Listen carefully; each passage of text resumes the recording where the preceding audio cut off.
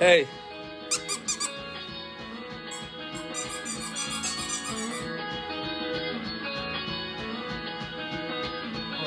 Here I am, a mere half an hour behind the 8 ball. But that's because Caroline had a Zoom casting session that went on longer than it was supposed to, and well, she's the boss. Sometimes. Anyway, here we are, well into January. I think last time I looked, it was January 8th or 9th. How the days run away like wild horses when you're having a great time, and it's wonderful to be here on a cold, freezing cold day in New York City, but a pristine day, beautiful light reflecting everywhere and sunshine, but quite cold. It's 22, 23 or something. I had to get the super up here to crank the heat a little bit more, but that's the way. I like it. As a child of Syracuse, New York, bring it on. Bring on that cold weather. I always liked it. On the other hand, I just heard from my friend Vivian Goldman, who is ensconced in Jamaica, not Jamaica, Queens, but Jamaica, the island where she hangs out a lot, and it's she's having a beautiful tropical rainstorm experience at the moment. But anyway, just everybody sit comfortably, strap yourself in. It's going to be a wild ride here.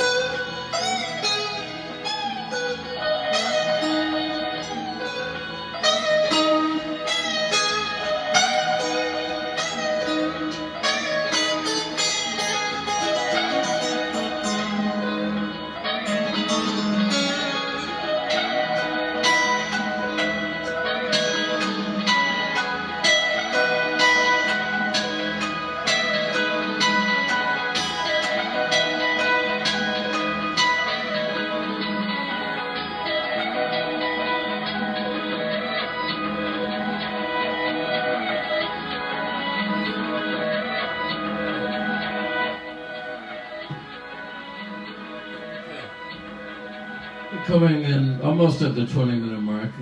Okay, that's my benchmark for length of improv before I lose interest, and you for sure would have lost interest by then, so I'll try to keep the next 10 minutes as brief as possible. But yeah, it's always a joy and a pleasure to play for you. Thank you for people who stuck with me through at least, I don't know, 260 of these pandemic thingies. I guess we're still in the thick of it. Unfortunately, I don't want to dwell on this, but what can I say? You know, wear that mask, get vaccinated. I'm ready for the fourth, and I have a powerful need urgently to get the fourth one, only because, as I mentioned, there is a burnout factor with efficacy of the vaccine. Apparently, this has not been widely reported yet, but I think along the time of the third vaccination, the power of the spell that the vaccine casts over you seems to dissipate, and the virus, certainly the latest variation, has been known to penetrate people who've been vaccinated 3 times, and you know, it used to be, as a rule of thumb, every 6 months it was time for a renewal booster shot, and now I guess 4 months might be it. So I'm due on January 15th, which, as I mentioned before, is MLK Day, also Captain Beefheart Don Van Vliet's birthday. I'm due for a 4th vaccination with that rule of thumb in mind. So let's see, I'll let you know how that goes. But yeah, I don't want to dwell on this either, but I certainly have overcome all sorts of autoimmune issues in my lifetime. I'm beginning to the point where, you know, at the point that I turned about 20 years old, and that was a long time ago, wasn't it? Anyway, you can look it up on Wikipedia. They don't lie about these things. You can't really fudge the age issue. I mean, this just came up recently in a discussion with a friend of mine. Oh well. There it is for all the world to see, or check up on you. And yeah, I really am that old. But I'm enjoying life more than I probably did in the entirety of all the years running up to this point, to be quite honest. You know, they say youth is wasted on the young. This was Oscar Wilde who said that. How true that is. And but we should really enjoy it as best we can while we're here. And all that is just, I want to thank this guy in Italy who sells guitar pedals, or operating under the name Dophix, Dophix. Now he sent me 2 excellent pedals, which I took out of line here to just show you what they look like. Okay, this is the Luxuria, the luxury overdrive pedal. It looks like an ordinary chrome-plated pedal, but this thing, when it's like inline, it lights up, first of all, and emits a powerful beam of light right in your face, and for all the world to see. Your pedals light up, the surrounding pedals too, and it's got a really creamy, beautiful overdrive tone. I've taken it out so I can hold it up and display it. It's going back in line shortly. And then, if you're in the mood, you might also check out his Netuna, the Neptune pedal, with the imprimatur of the god Neptune, also for all to see, as part of the logo of this. And this is another fuzz overdrive pedal, but with a similarly distinct tone. I'm having tried many of these over the years. I think my favorite would be the Tube Screamer, which is what I have in line now. And if you're really a connoisseur of these things, you go for the original run of them. But let's face it, they've kind of made numerous knockoffs of everything that ever came out under the sun for a lot cheaper than what they go for in the original issue, if you do happen across one. And that goes for pretty much everything but the electro-harmonic 16-second delay, of which I am a collector.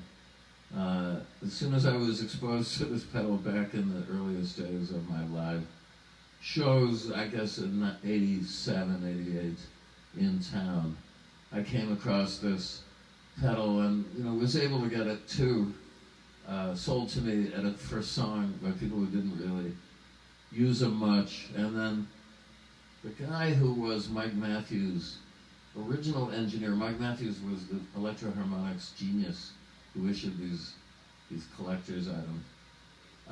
That guy was a Chinese guy named Lloyd Dong. I don't know what happened to him.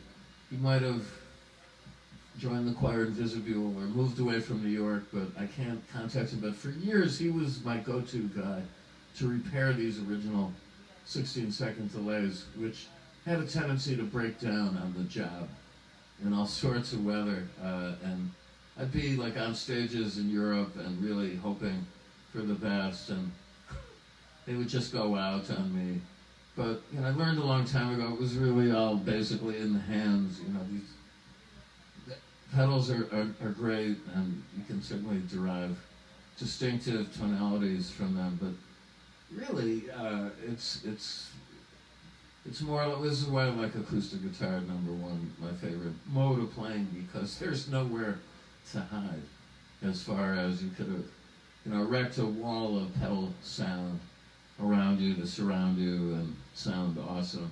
Dialed up to 11, but the true mark of, I'd say, guitar mastery comes down to, well, how do you operate the acoustic guitar in a neutral environment? I ask you. I mean, there's nowhere to hide behind. So that's, plus I'm an old folkie. I got started doing this at the age of 9, only under the suggestion of my late dad, who just came to me one day and said, "Gary, how'd you like to play an instrument? What about the guitar?" And it seemed a reasonable proposition, so I signed up for guitar instructions that lasted no more than about 5-6 months, and I hated it. I mean, I got the cheap. My father rented me a very, very poor specimen of an acoustic guitar, and the strings were about this high off the fretboard, so it just sliced up my little adolescent hands to ribbons, and I didn't like it. I couldn't wait to get back out and play football and other sports with my friends. Yeah, I used to do that. Can you believe it? No, anyway, and it wasn't until they went away on a trip to Spain and returned with a beautiful nylon string guitar, which was a joy and a pleasure to play, that I started to advance as a fledgling guitarist. And so here I am, sitting before you, relaying this information to you. I think any beginners should definitely check out nylon string guitars because they're so much easier on the old hands. And as far as pedals, I don't know. I have an endorsement, or I used to, with TC Electronics, only because I bought some of their early pedals that were on sale at Manny's when I got serious about this, and people said they're very good. They had a compressor, sustainer, and a booster pedal. And the booster distortion is still in line here, although I have more like pedal versions of them that they came out with over the years. And it happened to be that a friend of mine saw a YouTube demo of one of their pedals. Maybe it was this pedal. And said, "Isn't this what you use?" You could probably get them for nothing from these guys. So I wrote a letter off to them, and they did supply me with a whole bunch of pedals back in the day, and some beautiful pedals. But again, I think I've tried to simplify things over the years. There was a point where I felt naked if I didn't go out with 21 or 22 pedals.